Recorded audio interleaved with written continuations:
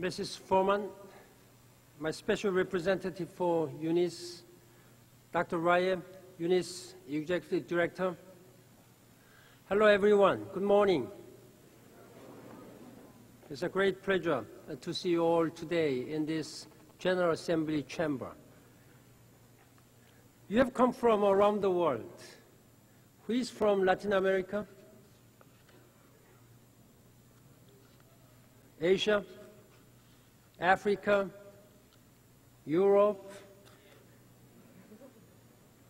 About North America, United States?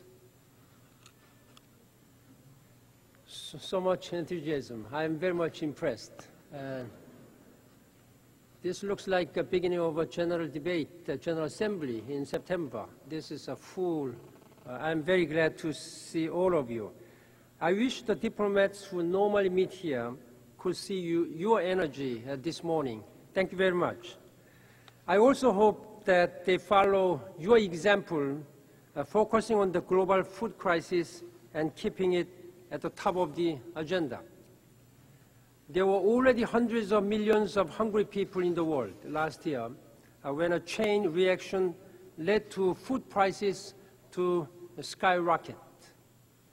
Suddenly, almost overnight, the amount of food that people could buy with the money they earned was cut in half. The number of hungry people around the world approached an intolerable 1 billion. And every night, almost 1 billion people go hungry to bed. The statistics are startling. The stories are heartbreaking. Let me tell you about a mother named Koumba Ba. She lives in a dry part of eastern Senegal. Her husband is a herder, but he rarely gets to the market since it is 60 kilometers away from his home. Food prices are too high there anyway, so the family skips meals. When they are really desperate, they sell a goat. None of their 4 children can go to school because they do not have any money to afford. We will never end the cycle of poverty for Koumba Ba and her family and others like them unless we improve agriculture and food systems. Most people and most poor people are farmers, and most farm workers are women. They are not just a vulnerable population in dire need of help. They are a major source of food for all of us. They can produce more, but they need credit, seeds, fertilizers, and rights to land. Let me also tell you about a widow in Tajikistan named Miss Zinatubi. She is taking care of her 4 children on a little plot of land. They produce some fruit, but they cannot cultivate all of their soil because they don't have the seeds and fertilizers. And in winter, all too often, she has to choose between food and fuel. Last year, many of the 400 million farmers who produce food from small holdings could not meet local demands. That is because they didn't have what they needed to make most of their land, their animals, and their rivers. Some could not even get their produce to markets. Finally, let me tell you about Alamako Kamara, who lives in Upper Guinea in Africa.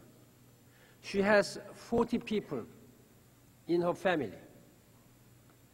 Even though they cultivate crops, the harvest falls short.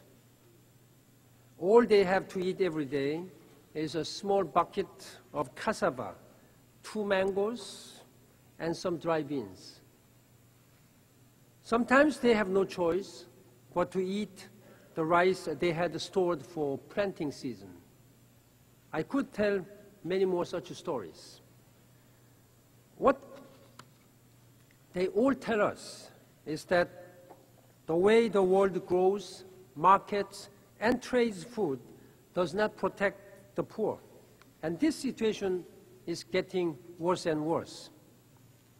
Scientists predict more prolonged droughts and more frequent extreme weather as a result of climate change.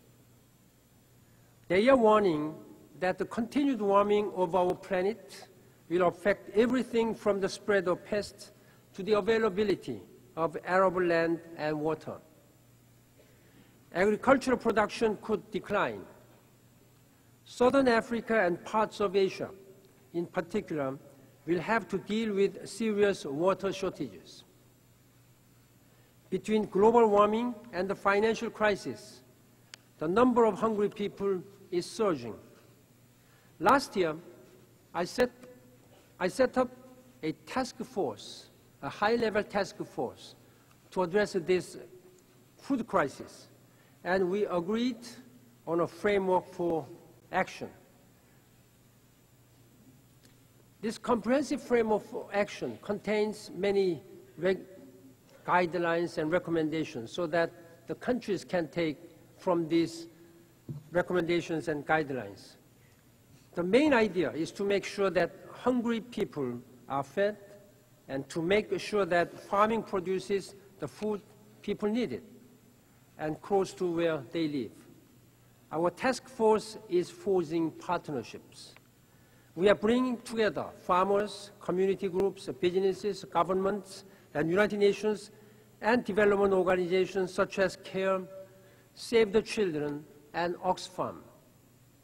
We are working together as a movement to tackle hunger now and in the future. Donors have pledged more assistance. The international community has held a series of emergency meetings, but the main work is in communities and countries. That is where we are using food assistance and giving seeds and fertilizers to farmers. That is where we are helping communities adapt to climate change and building roads and storage centers so that produce can get to market. The result has been unprecedented. Last year saw the largest emergency scale-up against hunger and malnutrition in history. Famine was avoided. We worked hard in 2008, but we need to do even more this year. Last year, we could not get seeds and fertilizers to all the farmers who needed them in time for planting. We don't allow this to happen again this year. We have to scale up our response so that the framework for action is carried out in all countries and communities. We also need to bear in mind that this is also a matter of human rights. Food is not just a commodity, and agriculture is not just a business. Both are central to survival. Realizing every person's rights to food is a moral and humanitarian imperative.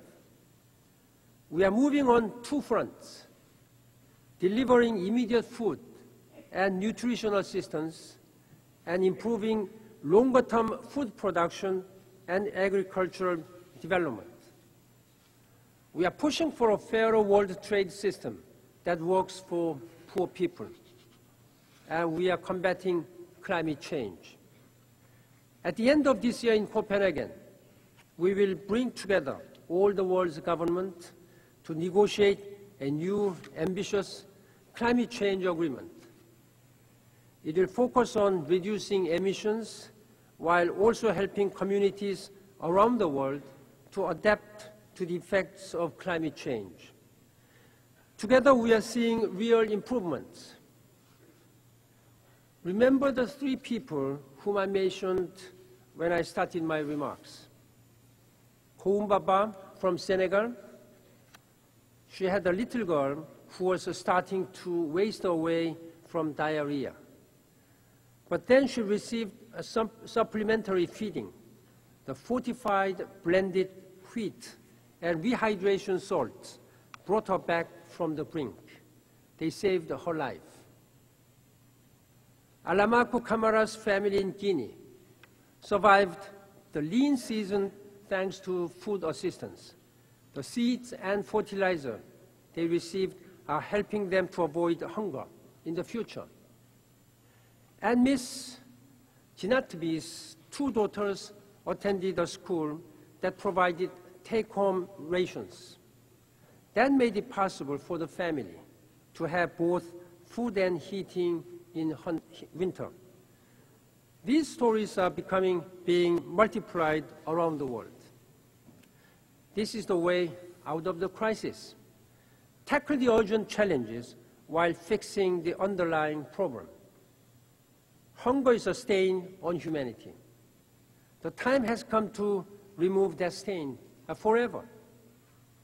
A movement of governments, farmers, civil society, businesses, and individuals is becoming together to banish hunger.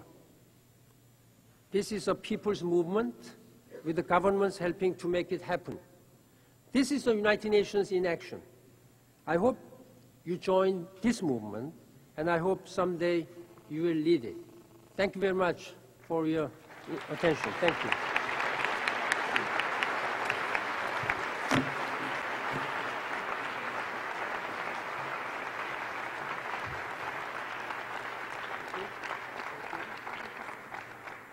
Thank you very much, Your Excellency. Thank you very much. Thank you.